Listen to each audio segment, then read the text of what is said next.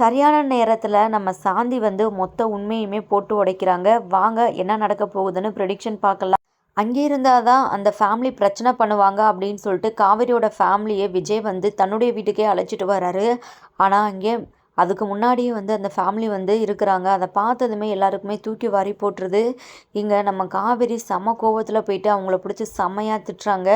அடுத்து தாத்தா பாட்டி சித்தி எல்லாருமே வந்துடுறாங்க. இங்கே அன்பு பார்த்தீங்கன்னா அந்த ஃபேமிலிக்கு ரொம்பவே சப்போர்ட்டாக வந்து பேசுகிறாங்க. உடனே விஜய் இருந்துக்கிட்டு அன்பு போட்டு வெளுத்து வாங்குறாரு. யோ என்னையா நடக்கிறதெல்லாம் பார்க்கும்போது ஒருவேளை இதெல்லாம் உன்னோட பிளான் தானா? நீ தான் இல்லாத ஃபேமிலியை வந்து வர சொல்லி இப்படிலாம் பண்ண சொல்கிறியா அப்படின்னு வந்து கேட்குறாங்க. விஜய் என்ன அதுக்காக இவ்வளோ பெரிய பழியெல்லாம் தூக்கி போடுற? அப்படிலாம் எதுவுமே இல்லை. இவங்கள நான் ரோட்டில் பார்த்தேன். பார்க்கவே பாவமாக இருந்துச்சு. அப்போ தான் வந்து சொன்னாங்க இந்த மாதிரி. அப்போ தான் சரி என்னதான் இருந்தாலும் நம்ம சொந்தக்காரங்களாச்சே அப்படின்னு சொல்லிட்டு நான் வீட்டுக்கு கூட்டிகிட்டு வந்தேன். பார்க்குறதுக்கே பாவமாக இருந்தது அப்படின்னு சொல்லிட்டு அன்பு வந்து ஒரு கதையை சொல்கிறாரு. யோ நீ பொய் சொல்கிறதெல்லாம் நான் நம்பவே நினச்சிட்ருக்கிறியா? உனக்கு அவ்வளோதான் மரியாதை. முதல்ல உன்னை வீட்டை விட்டு வெளியே துரத்தணும். ஒழுங்கு மரியாதை இங்கேருந்து வெளியே போயா அப்படின்னு சொல்லிட்டு நம்ம விஜய் வந்து கோவத்தில் கத்துறாங்க. உடனே இங்கே தாத்தா பாட்டி வந்து விஜயை பிடிச்சி திட்டுறாங்க. விஜய் 1000 தான் இருந்தாலும் அவர் உன்னுடைய சித்தப்பா. நீ இப்படிலாம் பேசக்கூடாது. என்ன அந்த குடும்பத்துக்காக நீ ரொம்ப தான் ஓவராக பண்ணிகிட்டு இருக்கிற அப்படின்னு சொல்லிட்டு தாத்தா கூட நம்ம விஜயை வந்து ஒரு மாதிரி பேசிடுறாங்க. இங்கே விஜய் இருந்துக்கிட்டு என்ன தாத்தா என்ன பேசிகிட்டு இருக்கிறீங்க?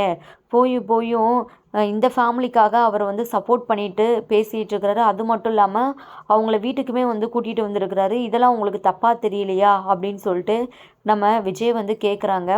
உடனே தாத்தா இருந்துக்கிட்டு இதில் என்ன தப்பு? அவங்க வந்து எங்கே போகிறது என்ன பண்ணுறதுன்னு தெரியாமல் இருக்கிறாங்க. பாவம் பார்த்து மாப்பிள்ளை வந்து வீட்டுக்கு கூட்டிகிட்டு வந்திருக்கிறாரு அப்படின்னு சொல்லிட்டு தாத்தா வந்து அன்புக்கு சப்போர்ட்டாக வந்து பேசுகிறாங்க. இங்கே விஜய் காவேரியோட குடும்பம் எல்லாருக்குமே ரொம்பவே அதிர்ச்சியாக இருக்குது. அடுத்து பார்த்தீங்கன்னா அந்த ஃபேமிலி இதே சாக்கா வச்சு பாட்டி தாத்தா கிட்ட வந்து பேசுகிறாங்க. வயசில் மூத்தவங்களாக இருக்கிறீங்க, ரொம்பவே பெரியவங்களாக இருக்கிறீங்க, ரொம்பவே சரியாக பேசுகிறீங்க. அதனால் உங்கள் காலில் கூட நாங்கள் விழுகிறோம். தயவு செஞ்சு எங்களுக்கு சேர வேண்டிய பங்கை எங்களுக்கு நீங்கள் வாங்கி கொடுத்தா நாங்கள் வந்து எந்த ஒரு பிரச்சனையுமே பண்ண மாட்டோம். நாங்கள் பாட்டில் எங்களுடைய வாழ்க்கையை பார்த்துட்டு கிளம்பிடுவோம் அப்படின்னு வந்து சொல்கிறாங்க. உடனே பாட்டி தாத்தா அந்த ஃபேமிலிக்கு ஆதரவாக வந்து பேசுகிறாங்க. உடனே தாத்தா இருந்துக்கிட்டு சாரதா கிட்ட, சாரதா அவங்கள பார்த்தா ரொம்பவே பாவமாக இருக்குது. பேசாமல் அவங்களுக்கு சேர வேண்டிய பங்கை கொடுத்து அனுப்பிச்சி விட்ருங்க. அப்போ தான் எல்லாருக்குமே நிம்மதி அப்படின்னு வந்து சொல்கிறாங்க. இங்கே சாரதா ரொம்பவே அழுதுகிட்டு, ஐயா நீங்கள் பேசுகிறது சரியாக கொஞ்சமாச்சும் யோசிச்சு பேசுங்க. என் பிள்ளைங்களுக்குன்னு இருக்கிறது அந்த ஒரு வீடு மட்டும்தான். அந்த வீட்டுக்காக நான் எவ்வளோ தூரம் நான் போராடி இருக்கிறேன். இப்போ வந்து இவங்க கேட்குறாங்க அப்படின்னு சொல்லிட்டு என்னால் கண்டிப்பாக தரவே முடியாது அப்படின்னு சொல்லிட்டு சாரதாம்மா வந்து சொல்லிடுறாங்க. உடனே பாட்டி இருந்துக்கிட்டு, உன் பிள்ளைங்களோட சந்தோஷத்தை விட உனக்கு வந்து அந்த வீடு தான் முக்கியமா? சொத்து எப்போ வேணால் வந்து சம்பாதிச்சுக்கலாம். வாழ்க்கையில் நிம்மதி தான் வந்து தேவை. இல்லைன்னா சந்தோஷமே இருக்காது. இப்போது 2 பிள்ளைங்க வந்து மாசமாக இருக்கிறாளுங்க. அவளுகளை கொஞ்சமாச்சும் நினச்சிப்பாரு. வீட்டுக்கு வந்து உட்கார்ந்தவங்க இங்கேருந்து போவாங்களா? கண்டிப்பாக போகவே போகிறதில்ல அப்படின்னு சொல்லிட்டு இங்கே பாட்டி இருந்துக்கிட்டு பேசுகிறாங்க. இங்கே நம்ம சாரதாம்மா வந்து யோசிக்கிறாங்க. இங்கே நம்ம காவேரி இருந்துக்கிட்டு, தாத்தா அம்மாவை வந்து நீங்கள் கட்டாயப்படுத்தாதீங்க. பாவம் அவங்க என்ன பண்ணுவாங்க? இவங்களுக்கு எதுக்கு தாத்தா நாங்கள் கொடுக்கணும்? அதெல்லாம் வந்து கொடுக்கவே முடியாது. இவங்கள பார்த்தாலே கோவமாக வருது அப்படின்னு வந்து சொல்கிறாங்க. இங்கே பாட்டி இருந்துக்கிட்டு, இங்கே பாரு காவேரி ரொம்பவே ஓவராக பேசிகிட்டு இருக்காத. ஏன்னா கடைசி முடிய வந்து உன்னால் விஜய் வந்து நிம்மதியாகவே இருக்க போகிறதில்ல. நாங்களே இந்த பிரச்சனையை எப்படிடா முடிச்சு வைக்கலாம் அப்படின்னு சொல்லிட்டு உன் அம்மா கிட்ட பேசுனா நீ வந்து அவளை விட வந்து ரொம்பவே பிடிவாதமாக இருக்கிறையே அப்படின்னு சொல்லிட்டு செம்மையாக திட்டுறாங்க. காவேரி ஒரு மாதிரி ஃபீல் பண்ணிட்டு நிற்கிறாங்க. இங்கே நம்ம தாத்தாவே பார்த்தீங்கன்னா ரொம்பவே சேஞ்ச் ஆகிட்டாங்க. ஏன்னா க அடுத்தடுத்து விஜய் இப்படி வந்து பிரச்சனையில் வந்து தலையிட்டா இது வந்து சரியாக இருக்காது அப்படின்னு சொல்லிட்டு இதுக்கு ஒரு முடிவு கட்டணும் அப்படின்னு சொல்லிட்டு தான் தாத்தாவுமே அந்த இடத்துல வந்து பேசிகிட்டு இருக்கிறாரு. அடுத்து பார்த்தீங்கன்னா எல்லாத்தையுமே யோசித்து நம்ம சாரதாம்மா வந்து முடிவெடுக்கிறாங்க. முத்துமலர்கிட்ட போயிட்டு பேசுகிறாங்க. இப்போ என்ன உனக்கு அந்த வீட்டில் தானே பங்கு வேணும், நாங்கள் வந்து கொடுத்துட்றோம்.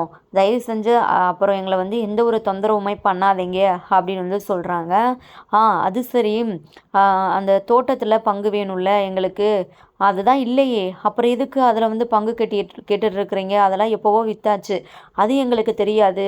அதுக்குரிய பணத்தை வந்து எங்களுக்கு கொடுத்துருங்க அப்படின்னு சொல்லிட்டு அந்த ஃபேமிலி வந்து சொல்கிறாங்க. உடனே நம்ம சாரதம்மா மான மரியாதை கெட்டுடும். இனி ஒரு வார்த்தை பேசுனீங்கன்னா நானே பாவம் பார்த்து சரி இவ்வளோ தூரம் வந்து சொல்கிறாங்களே என் பிள்ளைங்களும் நிம்மதி இல்லாமல் தெரியுதுங்களே அப்படின்னு சொல்லிட்டு தான் சரி சொத்தில் பங்கு கொடுக்கலாம் அப்படின்னு சொல்லிட்டு நான் ஒரு முடிவுக்கு வந்தால் இப்போது எப்போயோ போன இதெல்லாம் வந்து நீங்கள் கேட்டீங்க எங்ககிட்ட எதுவுமே இல்லை அப்படின்னு சொல்லிட்டு சாரதம்மா வந்து சொல்கிறாங்க. உடனே இங்கே அந்த ஃபேமிலி வந்து பிரச்சனை பண்ணுறாங்க. என்ன இப்படி பேசிகிட்டு இருக்கிறீங்க, எங்களுக்கு சேர வேண்டியதானே நாங்கள் கேட்குறோம், எப்படினாலும் நீங்கள் தான் வந்து பணத்தை ரெடி பண்ணி தரணும் அப்படின்னு வந்து சொல்கிறாங்க.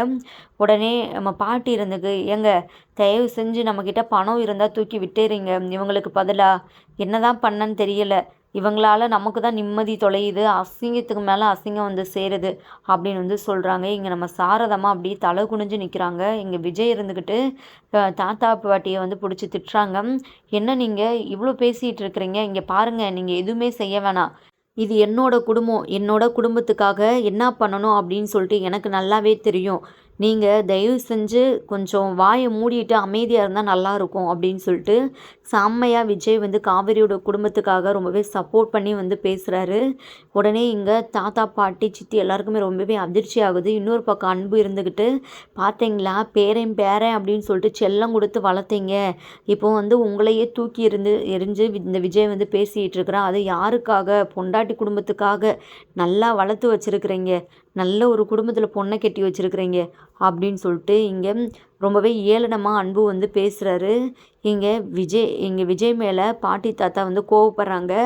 அப்போது எங்களை விட உனக்கு வந்து இவங்க தான் முக்கியமா, சரி இனி உன்னோட இஷ்டம், இனி வந்து உன் விஷயத்தில் நாங்கள் வந்து தலையிடலை, நீ நல்லா இருக்கணும், எப்போதுமே நீ சந்தோஷமாக இருக்கணும், எந்த ஒரு பிரச்சனையும் இல்லாமல் அப்படின்னு சொல்லிட்டு தான் நாங்கள் நினைக்கிறோம், ஆனால் நீ கடைசி முடிய பிரச்சனை எல்லாத்தையுமே உன் தலைமையில் வந்து தூக்கிட்டு தான் தெரிவேனா, அதுக்கு நான் ஒன்றும் பண்ண முடியாது, இப்போ சொல்கிறேன்டா விஜய், இவ்வளோ நாளாக வந்து பாட்டி வந்து சொல்லிட்டு தான் இருப்பானா, அதை வந்து கொஞ்சம் கூட பெருசாக எடுத்துக்கல, காவேரினால் வந்து உனக்கு பிரச்சனை தான் வாழ்க்கை முழுவதும் வரும் அப்படின்னு சொல்லிட்டு அது அப்போ வந்து எனக்கு எதுவும் தெரியல, ஆனால் இப்போ வந்து அதுதான் உண்மை, கடைசி முடிய காவேரி உன் கூட இருந்தால் நீ சந்தோஷமாக இருக்க போகிறதே இல்லை அப்படின்னு சொல்லிட்டு தாத்தா வந்து சொல்கிறாங்க.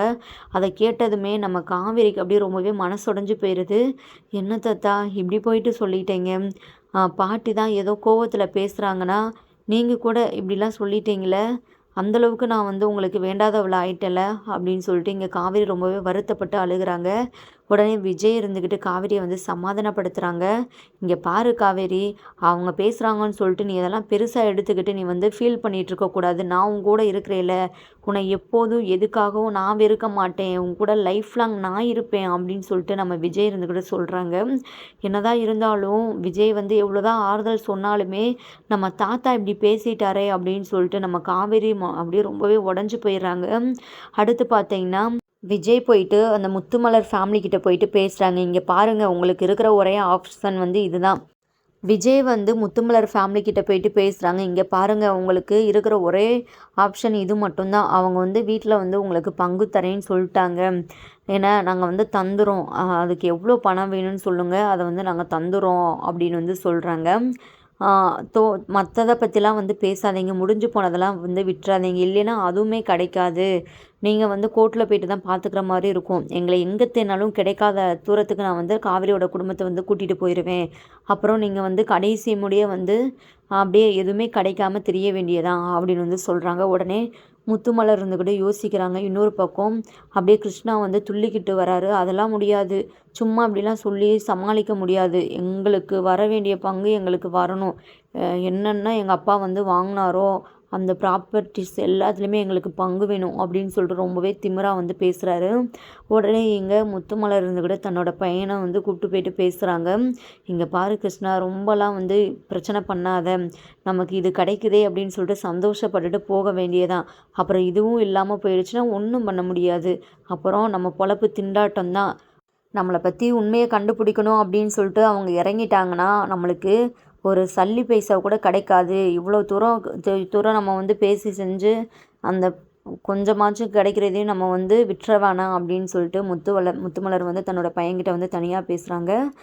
அப்புறம் தன்னோட அம்மா சொல்கிறத கேட்டு கிருஷ்ணாவும் சரின்னு சொல்லிடுறாங்க. முத்துமலர் சாரதா கிட்ட, அக்கா உங்களோட நிலைமையை நான் நல்லாவே புரிஞ்சுக்கிறேன், உங்களை பார்த்தாலும் பாவமாக தான் இருக்குது, என்ன பண்ண, இல்லாத ஒரு இதெல்லாம் கேட்கக்கூடாதுல்ல, அது வந்து தப்பு தான், நீங்கள் வந்து இப்போது அந்த வீட்டில் மட்டும் எங்களுக்கு பங்கு கொடுத்துருங்க அப்படின்னு வந்து சொல்கிறாங்க. சரி, டாக்குமெண்ட்லாம் வந்து ரெடி பண்ணிவிட்டு நாங்கள் வந்து சைன் போட்டு கொடுத்துறோம் அப்படின்னு வந்து சொல்கிறாங்க. இல்லை, அதுக்கு அவசியம் இல்லை, இதுவும் இந்த இருக்குது, இப்போவே நீங்கள் வந்து சைன் போட்டு கொடுத்துருங்க அப்படின்னு வந்து சொல்கிறாங்க. எங்களுக்கு பணமாலாம் வேணாம், அதில் பாதி பங்கு தாங்க, பாதியாக பிரிச்சுக்கலாம் வீடை, நாங்கள் ஒரு பக்கம் இருந்துக்கிறோம், நீங்கள் ஒரு பக்கமாக இருந்துக்கோங்க அப்படின்னு சொல்லிட்டு வேற வந்து ரூல்ஸ் போட்டுட்ருக்குறாங்க. நம்ம சாரதாம்மா வந்து ரொம்பவே மனசுடைஞ்சு போயிடறாங்க. ஆனாலுமே காவேரி வாழ்க்கை இதனால் கெடுது அப்படின்னு சொல்லிட்டு நினச்சிக்கிட்டு நம்ம சாரதாம்மா வந்து சரி அப்படின்னு சொல்லிட்டு வந்து ஒத்துக்கிறாங்க.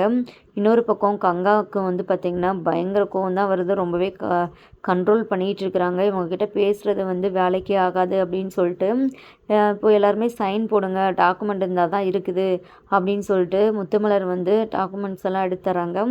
இன்னொரு பக்கம் நம்ம காவேரி வந்து யமுனாவையும் கால் பண்ணி வர சொல்கிறாங்க.